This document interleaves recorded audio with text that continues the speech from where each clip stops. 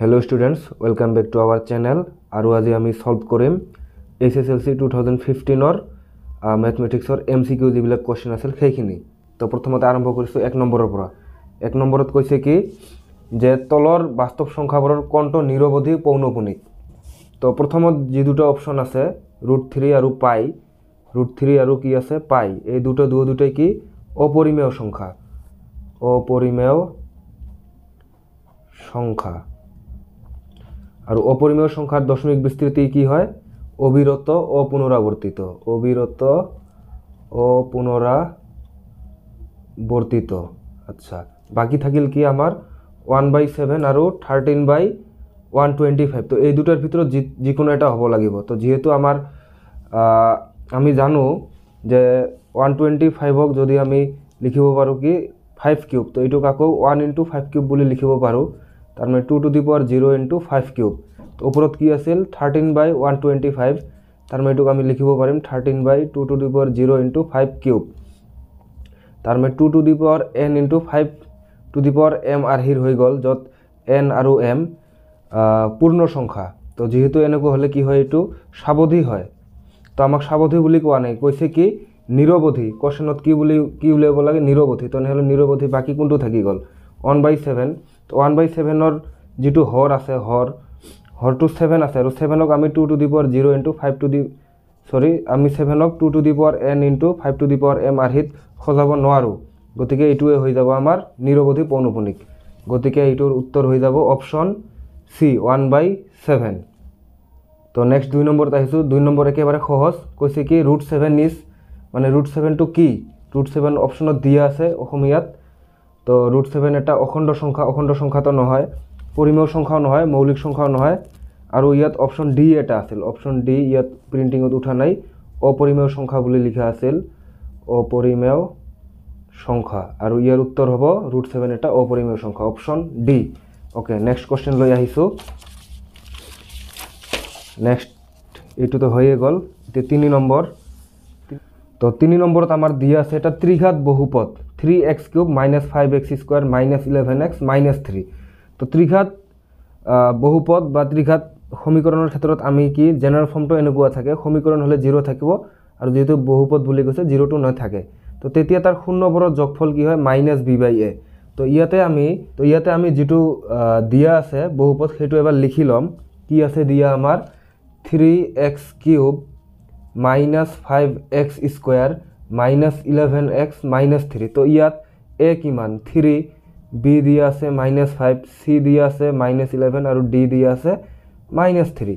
তো আমাৰ শূন্যবোৰৰ যোগফলৰ ফৰ্মুলা কি হয় -b/a। আমি বহুৱাই দিম ফৰ্মুলা তেনেহলে -b। তো b ৰ ভ্যালু আমাৰ ইয়াত কিমান -5/a, এৰ ভ্যালু কিমান ইয়াত 3, তাৰ মানে আমাৰ হৈ যাব 5/3। তো 5/3 কোনটো অপশনত আছে অপশন ডি। তো অপশন ডি হৈ যাব আমাৰ কাৰেক্ট আনসাৰ বা কাৰেক্ট অপশন। তো ইয়াত কি কৈছে কি চৰ্তত x² + px + q = 0 মূল দুটা বাস্তৱ আৰু অসমান।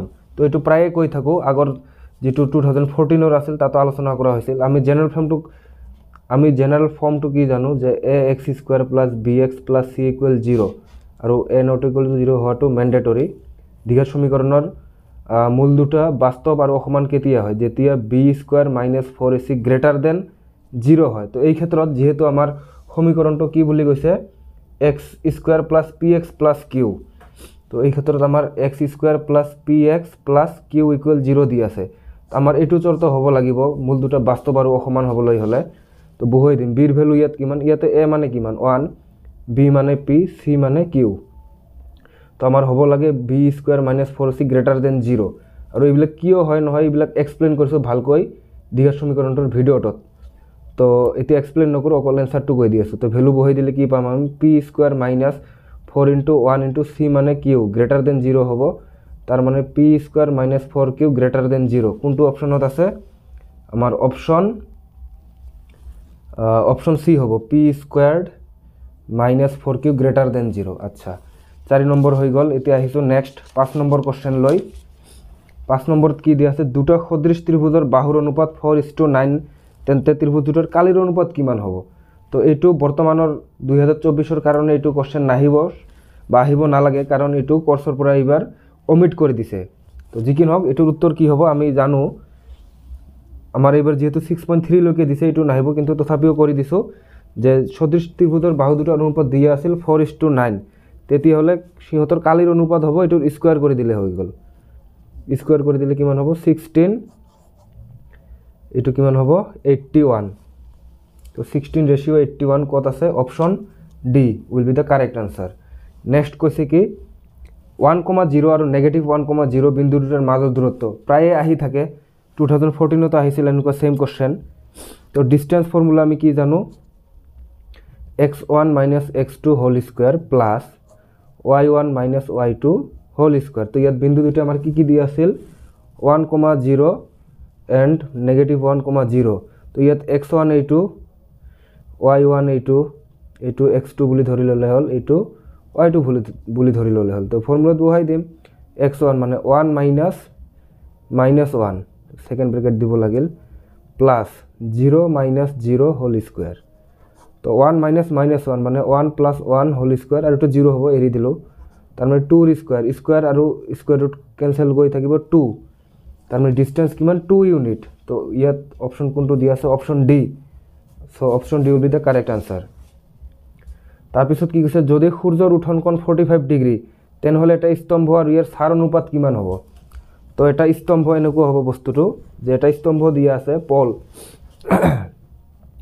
তো এটা স্তম্ভ দিয়া আছে আৰু ইয়াৰ উঠন কোণ মানে যদি ছানটো এইফালে থাকে এটো উঠন কোণ হৈ যাব 45 ডিগ্ৰী তো এটো 90 ডিগ্ৰী হ'ব অবিয়াসলি কাৰণ ভূমিৰ লগত উলম্বভাৱে আছে তো বাকি তাৰ মানে এটো কোণ কিমান হ'ব এটো তো 90 ডিগ্ৰী হৈ গল তাৰ মানে এটোও 45 হ'ব লাগিব কাৰণ তিনটা যোগ কৰিলে তো 180 হ'ব লাগিব আচ্ছা তাৰ মানে যেহেতু এই দুটা কোণ সমান হৈ গল তাৰ মানে কি আছিল এটা যে নাম দিছো PQR বুলি যে নিমান নাম দিলো PQ টু আমাৰ খুঁটা বা স্তম্ভ তো তেতিয়া যেহেতু এই কোণ দুটা আমাৰ সমান পাই গলো তেতিয়া এই বাহুটো আৰু ইয়াৰ বিপৰীত আছে এইটো এই বাহু দুটো সমান হ'ব মানে PQ = QR হ'ব লাগিব কাৰণ আমি এটা উপপাদ্য জানো যে ত্ৰিভুজৰ সমান কোণৰ বিপৰীত বাহু কি হয় সমান তো সেই হিচাপত এটো আমাৰ হৈ গল স্তম্ভৰ উচ্চতা আৰু এটো হৈ গল ছা কাৰণ ছানটো এইফালে থাকিলে ছাটো এইফালে পৰিব তাৰ মানে যেহেতু সমান সিহঁতৰ অনুপাত ললে কিমান হ'ব 1/1 এ হ'ব তাৰ মানে 1:1 আৰু এটো আছে আমাৰ অপশন এ 1:1 হৈ গল 7 নম্বৰ নেক্সট আহিছো 8 নম্বৰ আৰ ব্যাসাৰ্ধযুক্ত এটা বৃত্তৰ p ডিগ্ৰীত কোণৰ বৃত্তকলাৰ কালি কিমান হ'ব এইটো লাগে তো এটা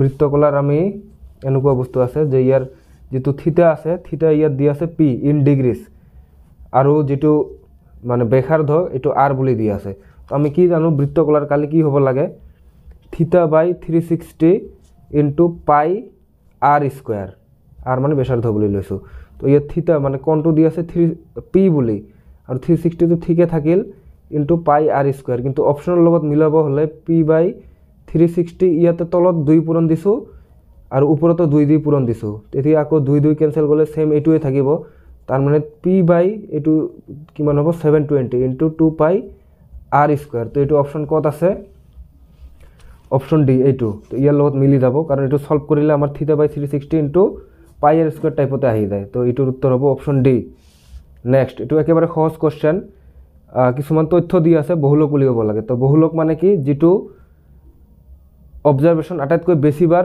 পৰিলক্ষিত হ'ব ইয়াত তিনিটো কিমান বাৰ আছে একবাৰ দুইবাৰ তিনিবাৰ তাৰ মানে বহুলক ইয়াত কিমান হ'ব 3 অপশন সি তো যেটো আটাইতকৈ বেছিবাৰ 3 আছে তিনিবাৰ আছে বাকি বিলাক তো ইমান বাৰ নাই গতিকে option C 3 will be the correct answer next আহিছো এটা পাশা গুটি ডাইস বা ডাই মারি পঠিয়ালে মৌলিক সংখ্যা পাওয়ার সম্ভাৱিতা কিমান তো লুডো গুটি বুলি ভাবি ললে হল লুডো গুটিত আমাৰ কি থাকে সংখ্যা 1 ৰ পৰা 6 লৈকে থাকে তো ইয়াত টোটাল সংখ্যা কিমান আছে টোটাল আছে 6টা তাৰ ভিতৰত মৌলিক সংখ্যা কিমান থাকিল 2 থাকিল 3 থাকিল আৰু 5 মানে 3টা আছে তো মৌলিক সংখ্যা পাওয়াৰ সম্ভাৱিতা কি হ'ব probability of getting মৌলিক নাম্বাৰ প্ৰাইম নাম্বাৰ তলত 6 টোটাল আৰু আছে কিমানটা 3টা তাৰ মানে 1/2 হাফ তো অপশন কোনটো হৈ যাব আমাৰ হাফ থকাটো হাফ কত আছে option C next the value of this একেবাৰে সহজ ফৰ্মুলাত পৰি গৈছে 1 + tan² θ 1 + tan² θ / 1 plus cot square থিটা আছে, এইটো ভেলু উলিয়াব লাগে। তো 1 প্লাছ টেন স্কোয়ার থিটা কি হয়, সেক স্কোয়ার থিটা। ফৰ্মুলা আমি জানো 1 প্লাছ কট স্কোয়াৰ থিটা ইকুৱেল কি হয়, কোসেক স্কোয়ার থিটা। তার মানে সেক স্কোয়ার থিটা মানে কি লিখা যায়, সেক কার রেসিপ্রোকেল কোসর, তার মানে 1 বাই কস, যেহেতু স্কোয়ার আছে স্কোয়ার দিলো। কোসেক কার রেসিপ্রোকেল সাইনর, তেনেহলে 1 বাই সাইনর, যেহেতু স্কোয়ার আছে স্কোয়ার দিলো, স্কোয়ার না থাকলে স্কোয়ার নিদিলেও হয়। তো এতিয়া কি হ'ব, 1 বাই কস স্কোয়ার থিটা ভগ্নাংশ তলত ভগ্নাংশ টাইপত থাকিলে কি হয়, উল্টি গৈ পূরণ হয়। তার মানে সাইন স্কোয়ার থিটা ডিভাইডেড বাই 1। তো তার মানে এইটো কি হৈ গ'ল, সাইন স্কোয়ার থিটা বাই কস স্কোয়ার থিটা। তো সাইন বাই কস কিমান হয়, 10 হ'ব লাগে, যেহেতু স্কোয়ার আছে তার মানে 10 স্কোয়ার থিটা। তার মানে 10 স্কোয়ার থিটা কোনটো অপশনত আছে, অপশন ডি হৈ গ'ল। আৰু next last 12 number question. Okay, 12 number কোশ্চেনত দি আছে 6 সেন্টিমিটাৰ, 8 সেন্টিমিটাৰ আৰু 10 সেন্টিমিটাৰ ব্যাসাৰ্ধৰ তিনিটা ধাতুৰ গোলক গলাই এটা নতুন গোলক তৈয়াৰ কৰা হ'ল। নতুন গোলকটোৰ ব্যাসাৰ্ধ কিমান হ'ব? আচ্ছা, এইটোৰ ইয়াত তাৰ মানে কি দিয়া আছে, R1 6 সেন্টিমিটাৰ, R2 দিয়া আছে 8 সেন্টিমিটাৰ আৰু R3 দিয়া আছে 10 সেন্টিমিটাৰ। তো এই তিনিটা ধাতুৰ গোলক গলালে কি হ'ব, তিনিটা মিলিতে ডাঙৰ এটা গোলক হ'ব। তো সেইটোৰ যদি ব্যাসাৰ্ধ R বুলি ধৰি লওঁ, তেতিয়া ফৰ্মুলাটো এনেকুৱা হয়, R cube equal R1 cube plus R2 cube plus R3 cube. তিনিটা আছে, তিনিটা যিমানটা থাকিব সেইটা সিমানটাই হ'ব। তো R3 cube equal R1 cube মানে 6ৰ কিউব, তাৰপিছত 8ৰ কিউব প্লাছ 10ৰ কিউব। তো R3 কিউব ইকুৱেল 6ৰ কিউব কৰিলে হ'ব আমাৰ 216, 8ৰ কিউব কৰিলে হ'ব 520 আৰু 10ৰ কিউব কৰিলে হয় 1000। তো তাৰ মানে আমি কি পালো, R কিউব ইকুৱেল যোগ দিলে আমাৰ হৈ যাব 1728। তো 1728, তাৰপিছত নেক্সট লাইন ওপৰত লিখিছোঁ, তাৰ মানে R কিউব ইকুৱেল পাইছোঁ আমি 1728। তো তাৰ মানে R cube equal 12 cube, 12 cube কৰিলে ইমান হয়, তাৰ মানে Rৰ ভেলু হৈ গ'ল 12। তাৰ মানে নতুন যিটো গোলক হ'ব ডাঙৰ, তিনিটা মিলাই তাৰ ব্যাসাৰ্ধ কিমান হ'ব, 12 সেন্টিমিটাৰ, অপশন এ। তো এইখিনি আছিল 2015ত MCQৰ মেথমেটিক্সৰ যিবিলাক কোশ্চেন আছিল সেইখিনি।